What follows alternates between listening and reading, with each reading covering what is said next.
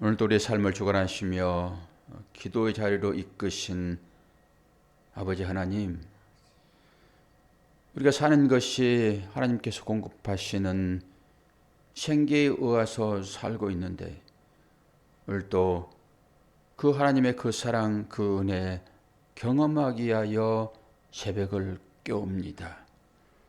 우리 마음 가운데 말씀으로 내주하시며 내 삶을 인도하시는 그 하나님께서 오늘도 주신 말씀 깨달아 알도록 도와주심으로 하나님의 사랑이 얼마나 크게 우리의 삶을 인도하고 있는지 아는 복된 시간 될 수 있도록 도우시고, 그 하나님의 자녀가 오늘도 간절한 마음으로 열린 마음으로 하나님께 기도할 때 응답하여 주심으로 과연 나의 하나님은 살아계시다 라고 고백하는 시간 될 수 있도록 은혜 허락하여 주옵소서.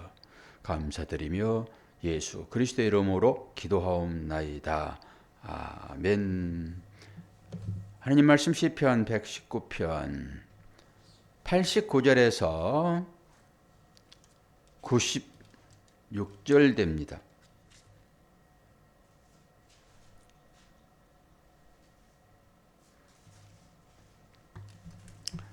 89절에서 96절. 여호와여, 주의 말씀은 영원히 하늘에 굳게 섰사오며 주의 성실하심은 대대에 이르나이다.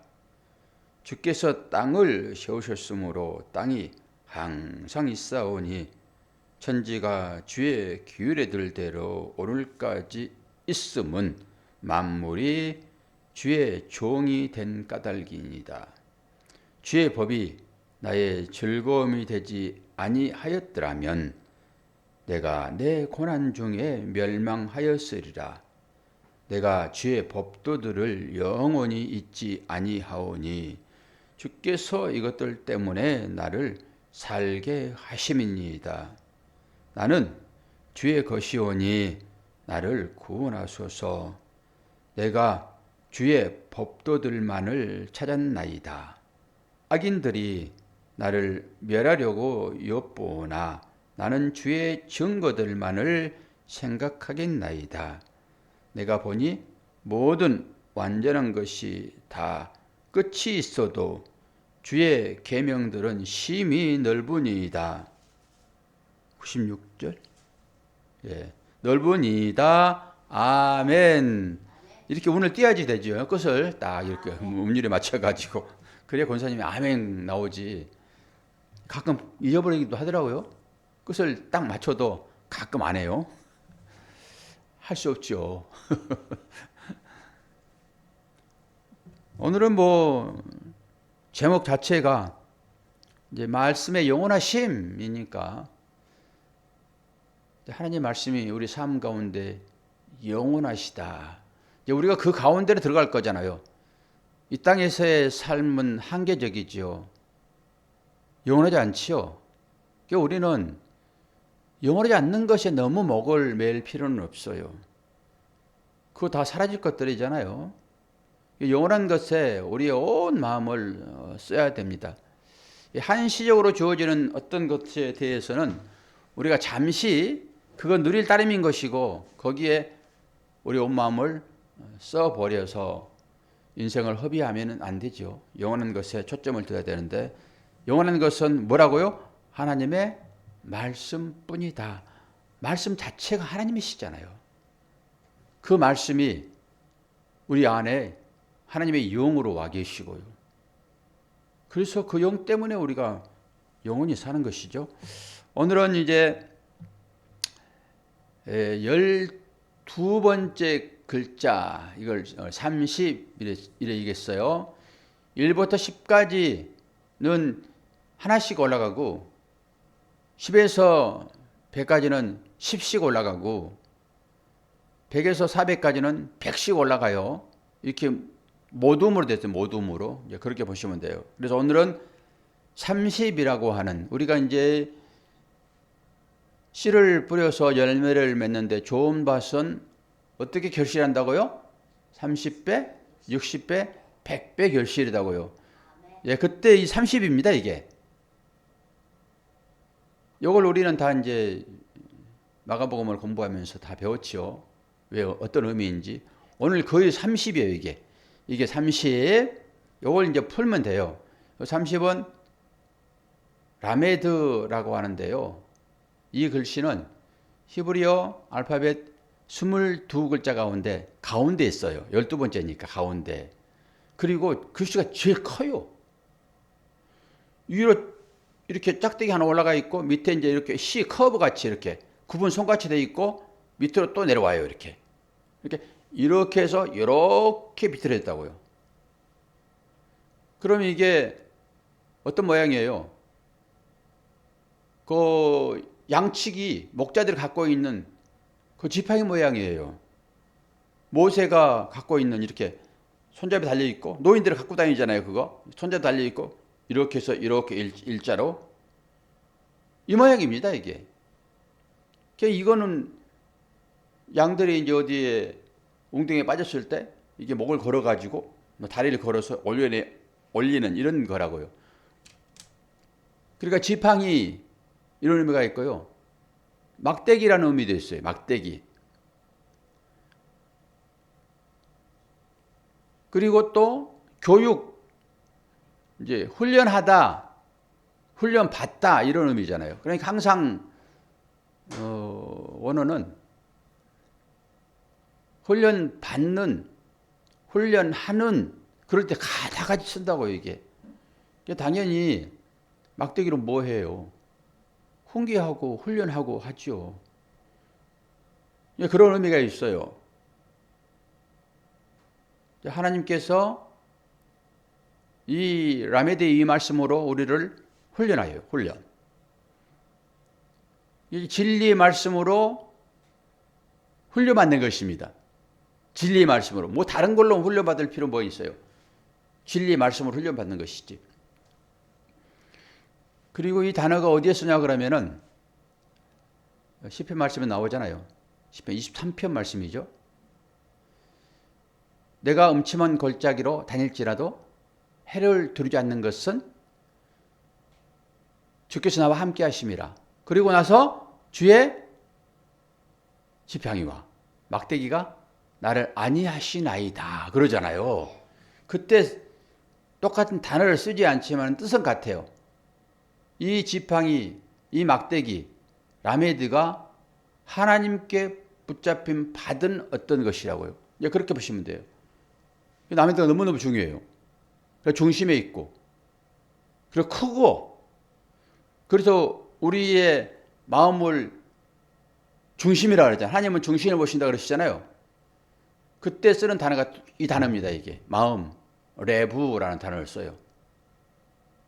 그 라메드 그러니까 L 이런 발음 나오잖아요. 리을 발음 나오잖아요.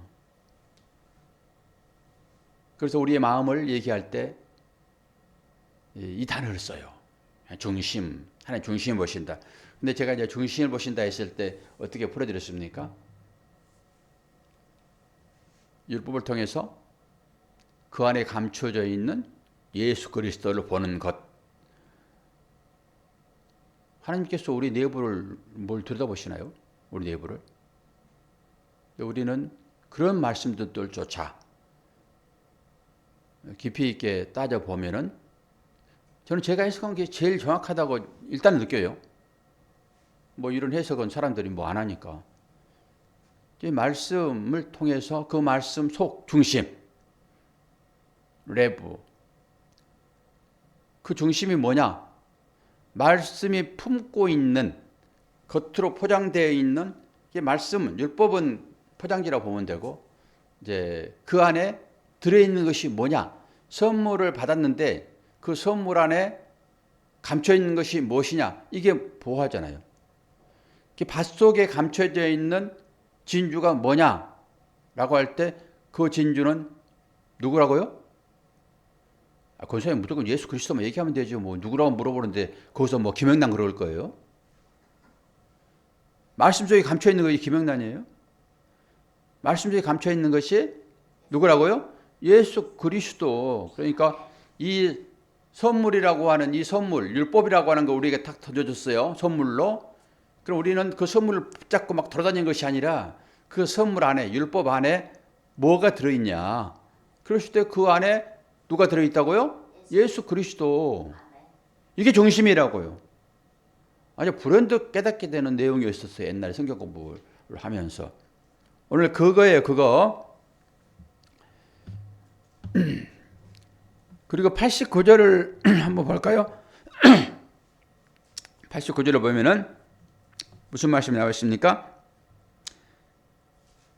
여호와여 주의 말씀은 영원히 하늘에 굳게 섰사오니 라고 할 때 이 영원히 요게 올람입니다.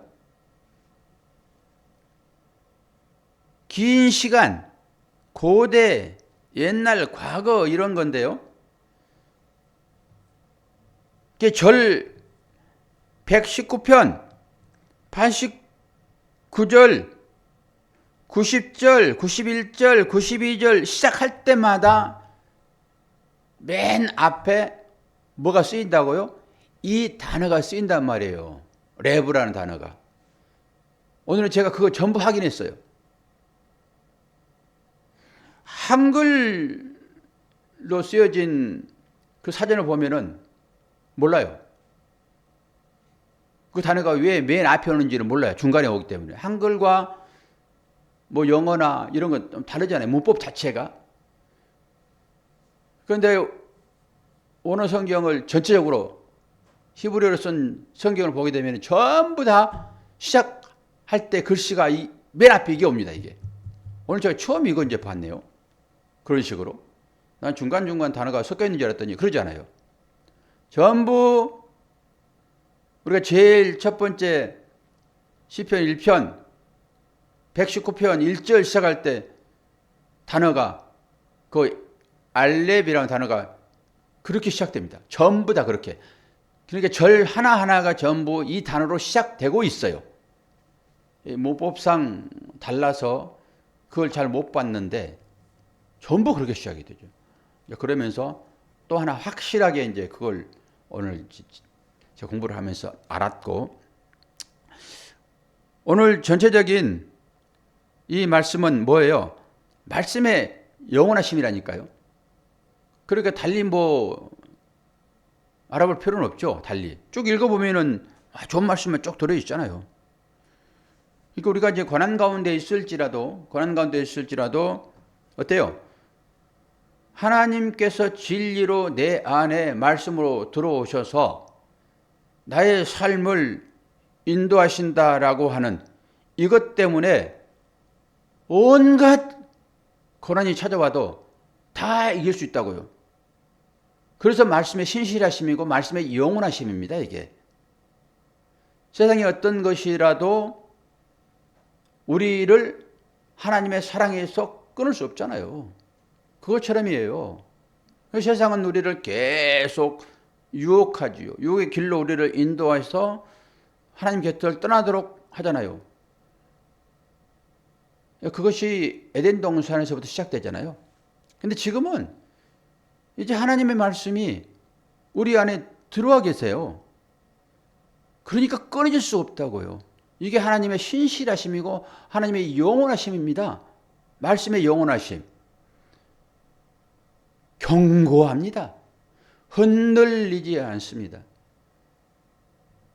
이게 진실하시다라고 했을 때 우리는 이 말씀을 다 찾아봤잖아요.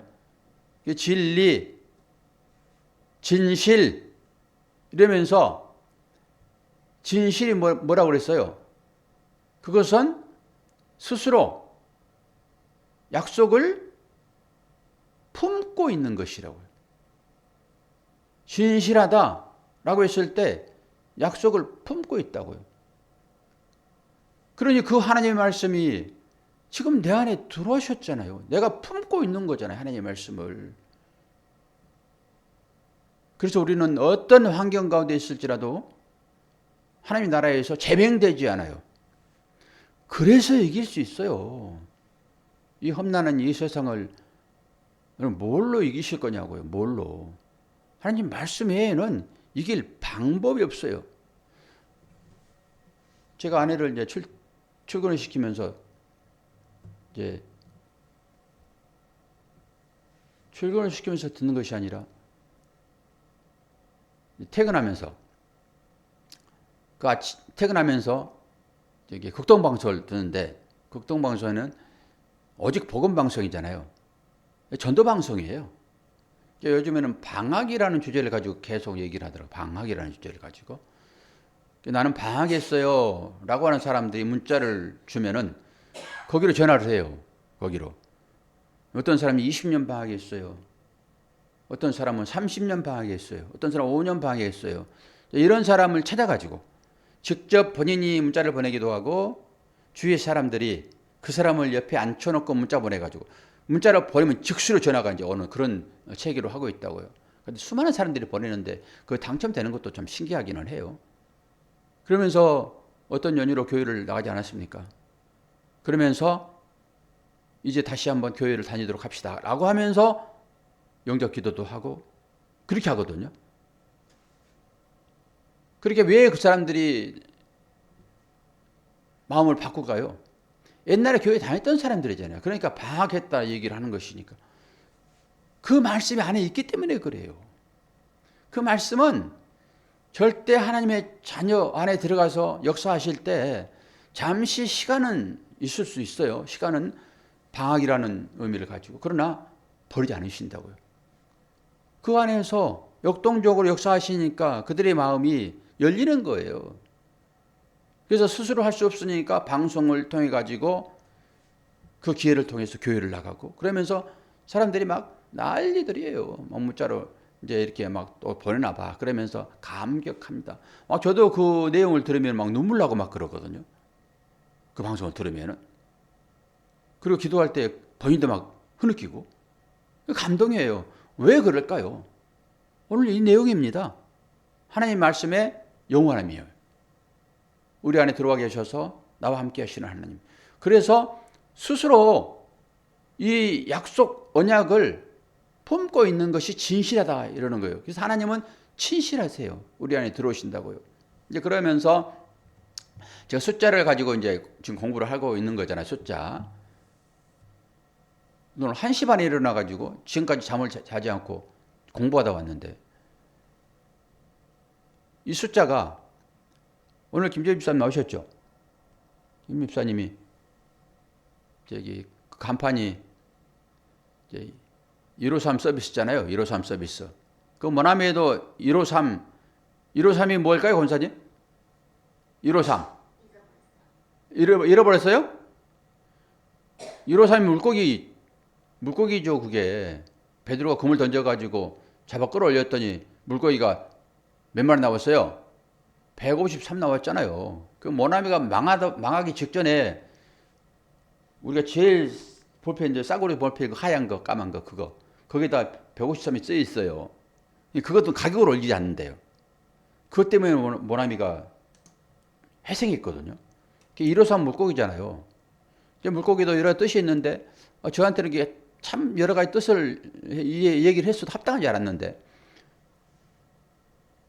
이 뜻이 하나님의 아들들입니다. 그게 153이라는 뜻이. 하나님의 아들들. 저는 이제 이렇게 끝나볼 수 없잖아요. 저는 가르치는 자이니까. 여러분들은 그렇게 끝나도 돼요. 그냥 뜻만 아시면 돼요. 그러면 그 뜻이 어떻게 나왔는지를 이제 가르치는 사람은 완벽하게 해석을 해야 돼요. 그리고 알고 있어야 돼요. 근거를 가지고 있어야 돼요. 하나님의 아들들, 이게 왜 153인가? 낚시꾼을 사람은 낚는 어부로 부를 때 사람의 낚는 어부, 사람이 누구예요? 하나님의 아들들이라고요. 153 물고기 153마리 나왔다라고 하는 것은 네가 앞으로 이렇게 하나님의 아들들을 낚을 거야 이런 의미가 있어요. 그럼 어떻게 그게 153인가 했더니 제가 옛날에 공부했던 노트를 다 뒤졌어요. 하나도 틀리면 안 되니까. 이게 하나님의 아들들을 전부 숫자로 이 단어는 전부 숫자에 있다 했어요. 지금 우리가 이제 배우고 있는 단어가 전부 숫자예요, 숫자. 그런 의미를 가지고 이게 유대인들의 공부 방법 중에 하나입니다. 이게 그 단어 하나하나 글씨가 이제 있는 거잖아요. 하나님이라는 글씨가 있는 것이고 아들들이라는 글씨가 있는 것이고 그래서 하나님 요 단어를 제가 다 찾았어요. 자, 그 글씨 안에서 숫자를 다 빼요. 우리 숫자 이제 알잖아요. 숫자 1에서 10, 10에서 100, 100에서 400 숫자 다 아니까 그 한자 한자 숫자를 다 뽑았어요. 그러니까 하나님 이것은 하엘로힘이 하나님은 원래 엘로힘이에요. 하나님은 원래 엘로힘. 그런데 그게 뒤에가 복수예요. 이건 그냥 들으시면 돼요. 제가 증거를 삼게 이걸 풀어내는 것이니까 복수예요, 복수. 하나님들이 하나님들 신들이란 말이에요. 그런데 앞에 하라고 하는 우리 헤이라고 하는 구멍 가운데 위에 뚫리는 글씨가 앞에 있어요. 그건 정관사입니다. 이게 더예요, 더. 영어로 보면 더. 그래서 하엘로임이라 쓰는 거예요. 그 하나님. 이건 오로지 한 분이라는 거예요. 한 하나님이라는 거예요. 하엘로임이라고 썼을 때. 그런데 신들이에요. 신들. 그래서 그 단어, 글자 하나하나를 전부 나열했더니 64가 나와요. 92. 92가 나와요. 92. 그리고 아들은 그냥 벤이에요, 벤. 베냐민 그러잖아요. 베냐민. 그건 오른손의 아들이에요. 베냐민이라는 그름 자체가. 근데 벤 하면은 우리가 이제 알레, 벳, 기멜, 살레 그래도 두 번째 글자예요, 이게. 두 번째 글자. 그리고 벤이니까 이건 N이라고 하는 거란 말이에요. 그러면은 어떻게 벤은 2이고 세 글자가 여기서 나와야 되는데 64가 여기서 나와야 되는데 그래서 벤을 어떻게 쓰냐 그러면은 베노이 이렇게 써요. 베노이. 그러면은 이 n이라는 것은 40이에요. 40. 그리고 제일 첫 번째 비읍, 요거는 우리가 알다시피 2에 2. 그리고 마지막에 어제 배웠던, 그제 배웠던 요도 하나님의 손이라고 하는 이 능력, 이렇게. 요게 글자가 10이었잖아요, 10. 그래서 거기서 64가 나와요. 64. 요게 이제 니은은 50이에요, 50이. 맴이 이제 40이고 64가 나와요. 그래서 64하고 92인가? 91. 91과 62를 더하면은 이게 153이 나오는데 여기서 야 이게 아들이 벤인데 어떻게 이 글자를 이렇게 썼지? 벤이라는 단어를 썼지라고 이제 증명을 해야 되잖아요. 그래서 내가 옛날에 공부했던 거 노트를 다 찾았어요. 이 문법이 복잡해요. 이 절대형이 있고 이게 연계형이 있고 다 그러는데 이제 그냥 들어두세요. 하엘로힘 그러면은 이건 절대형이에요. 이건 바꿀 수가 없어요. 이건 정관사가 들어갔기 때문에 그건 그대로 쓰는 거예요. 이건 절대형이에요. 이건 바꿔지지가 않아요. 근데 연계형은 절대형 다음에 오는 게 연계형인데 이건 소유격이고요. 근데 연계형은 글씨를 축약해요. 이게 히브리 글자가 얼마나 과학적인지 길잖아요. 그럼 다 잘라요. 다 잘라. 글씨가 길어지면 복잡하잖아요. 종이도 많이 들어가고. 그러니까 전부 잘라버려요. 그래서 축약합니다. 그러니까 이 뒤음이나 앞에 이 부분, 이 아들도 그 아들이에요. 그 아들들이에요. 하나님의 아들들은 그 아들들이 맞는 거죠. 정관사가 들어가야 되는 건 맞아요. 더가 들어가야 맞아요. 그런데 연계형이라고 하는 것은 절대형이 붙었을 때 다 축약해도 그것은 절대형으로 보는 거예요. 이런 것들 때문에 제가 그것 때문에 한 3시간을 지금 다시 공부를 하면서 옛날에 제가 다 기록했던 것들이 새록새록 떠오르고, 그래서 이 부분이 앞에 이 밴도 앞에 정관사가 붙지 않아도 이 연계형은 정관사가 있는 곳으로 본다라는 그걸 써놨더라고, 제가 노트에다가. 그때는 무슨 말인지 잘 몰랐어요. 교수가 얘기하는 대로 그냥 받아 적어놓은 것인데, 오늘 이 말씀을 제가 풀면서 153마리라고 하는 것을 제가 풀면서, 와, 그래서 그렇게 정확하게 과학적으로 이 이스라엘 민족들이 이런 낱말들을 전부 만들어냈구나. 취약했구나, 이걸.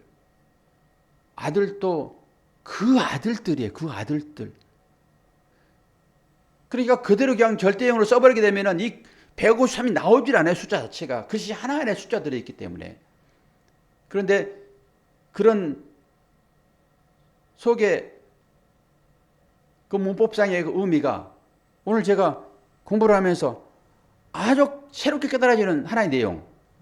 이건 이제 변치 않는 진리가 저한테 되는 거예요. 남들한테 들어가지고 하는 것은요, 진리가 안 돼요. 정확하게 구분을 해가지고 눈으로 확인을 하고 이 히브리어 글자 안에서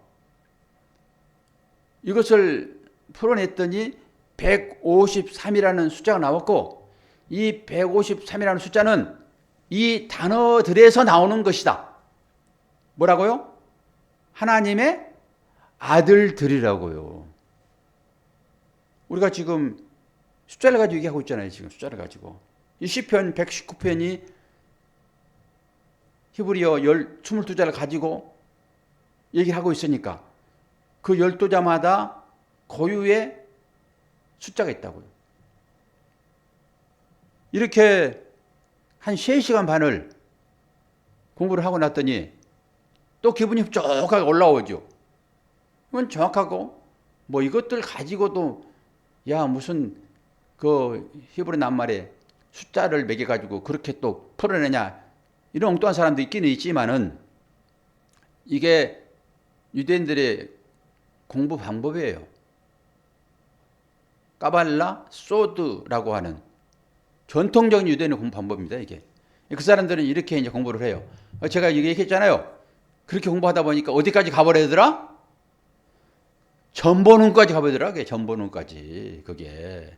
그래서 제가 공부를 제가 수도했다고. 점이란 게 뭐예요, 그게? 기륭화복 아니에요. 하나님 말씀은 인간사를 가지고 얘기하잖아요. 기륭화복. 이거 얘기하지 않아요. 하나님이 누구인가? 오래 가야지. 그래서 유대인들은 그리스도를 못 봐요. 그냥 성경 구약을 여러 각도로 해석할 뿐이지 그 안에서 그들은 그리스도를 못 본다고 얘기해. 근데 우리가 그런 공부 방법을 취하여 우리는 그 안에서 그리스도를 보잖아요. 아무 기반도 없이 그리스도를 어떻게 봐요? 그 사람들이 연구하는 그 과정을 통해서 우리는 그리스도를 거기서 보는 거죠. 그래서 같이 있는 거예요. 그러니까 그리스도를 얘기하지 않는 다른 것들은 다 기반적인 하나의 학문으로 그쳐버리는 거예요. 여기다. 그것만 가지고도 사람들은 와, 네가 거기에서 이 언어를 가지고 공부를 하고 하면서 사람들이 잘 모르니까 그냥 그 추앙을 하고 거기에 몰려다니고 그러는데 그리스도 못 보면 꽝입니다. 이 세상의 모든 삶의 여정 가운데 그리스도를 보지 못하면 꽝입니다. 아무리 불교가 심오하다 할지라도 그리스도가 빠져버리기 때문에 그건 학문에 그쳐버린 것이고 종교에 그쳐버리는 거예요. 그래서 극동방송이 늘 주제로 얘기하는 것은 우리는 생명을 전한다. 라고 얘기를 해요. 생명 대신 예수 그리스도. 저만 얘기를 한 것 같아서 미안하기는 한데, 이제 근거가 그렇게 나왔다. 우리 김재희 집사님 153이라는 그런 슬로건을 내걸고 간판을 지금 하고 있는데, 그냥 물고기 153마리 잡았다. 그런 것이 아니라 하나님의 아들들이란 말입니다. 그 153이. 그 안에 우리 집사님이 대표로 있는 거예요. 153. 하나님의 아들들. 간판 자체가 하나님의 아들들이 서비스하는 것입니다. 그리고 얼마나 잘해야 되겠어요. 품질이 하나님의 아들들이 하는 것처럼 나와야 되겠죠. 품질이. 그러면 이제 조금 힘들 수도 있어요. 우리 김 집사님. 완벽하게 해야 되니까. 하나님이 아들이 하고 있는데. 그러면은 아이고 김재희 집사님은 어떻게 하냐. 나는 아니다. 그러실 거예요? 여러분 모두가 다 하나님의 아들들 되었는데 153이라는 의미가 확실하게 저한테 각인돼 가지고 기쁜 시간이기는 했는데 여러분들은 무슨 말 하냐. 그럴 수도 있어요. 그러나 저를 믿으십시오. 제가 문자를 통해서 숫자를 전부 확인하고 아침에 나왔으니까 와 그렇구나. 하나님의 아들들 153마리가 그냥 153마리가 아니라 하나님의 아들들을 낚았다는 소리네. 베드로가. 그래서 저와 여러분이 이제는 주님의 부르심을 받은 그런 낚시꾼들이라고요. 이제 낚시하셔야죠. 권사님 어디 가서 낚으실 거예요? 하나님 아들들을 어디 가실 거냐고요? 보내시는 대로 갑니다. 그러시면 되지 뭘 고민을 해요. 보내시는 대로 가서 하나님의 아들처럼 행동하면 됐죠. 그것이 사랑입니다. 그것이 화목해 하는 것입니다. 그것이 웃음입니다. 하나님의 아들들이 해야 할 일들 다 그런 것이죠.